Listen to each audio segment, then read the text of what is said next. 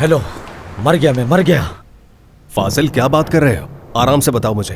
आखिर तुम्हें मेरी बात समझ में क्यों नहीं आ रही? मैंने कहा ना कि मैं मर गया। फाजिल रिलैक्स हो जाओ और बताओ कि हुआ क्या है आखिर। बताओ अब। अरे कैसे रिलैक्स हो सकता हूँ मैं? ऐन वक्त पे कमाल ने आकर देख लिया मुझे। मैं नताशा के मुंह पर तकिया रखने ही वाला था। मतलब तुम नहीं कर सके? मैं नहीं कर सका? हाँ, तुम्हारी नजर में कत्ल करना बच्चों का कोई खेल है क्या? ये काम इतना आसान नहीं है, समझे?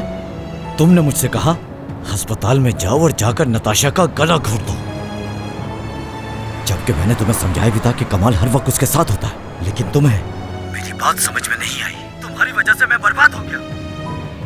हेलो हेलो, तुमने मेरी कॉल काटकर अच्छा नहीं किया। भाड़ में जाओ घटिया इंसान।